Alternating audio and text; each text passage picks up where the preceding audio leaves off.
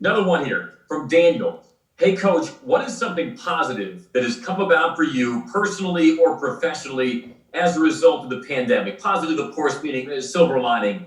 The team has always been close. Has it made the guys even closer? Have improvements been made to your day-to-day coaching activities that otherwise you wouldn't have? Yeah, Daniel, good question. Obviously this is uncharted territory for everybody, not only basketball coaches and student athletes, but everyone in the world, because, and hopefully it's over, eventually soon to be over with, but, to be going through a global pandemic. And so there's really no manual or playbook on how to coach a team during a global pandemic. We started the year not doing any contact practices, which, obviously bit us in the butt, but that's how we knew how to get to games, because prior to that we got shut down because of one positive case. So we've had to learn to adjust, and I tell you what, buddy, Daniel, is that part of it is learning just to be able. For all of us, we're such a routine oriented. When you're in sports and coaching, you're into such routine and habit. Learning how to be really flexible, learning how to be able to change, adjusting on the fly. There's different ways that we've done things, and there's going to be some things that we're going to stick to that I like doing, even when the pandemic's over. Some other things we'll get back to how we were previously, but there's some things we'll take that were positives that we've learned because of this pandemic that we'll continue to do as we move forward. So out of every situation, even when it looks, there's a lot of negativity, you try to find the positive. And just my own internal fortitude is you look at the glass not half full but really overflowing. And I think everything's about attitude, positive attitude, and even trying to find things when it's a negative situation, try to find the silver lining and find the positivity out of it.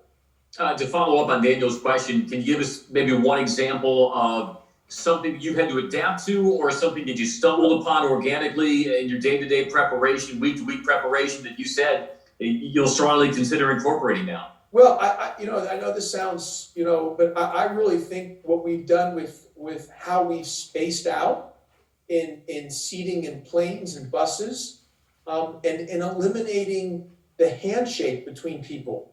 And I say that, you might say, well, I think it's actually been good, because look, when COVID goes away, there's still going to be the common cold. You got the flu, you got sore throats, you got other stuff out there, and how to avoid that. And one of the best ways to avoid that is to continue to keep good distance between each other when you're having the opportunity to do so.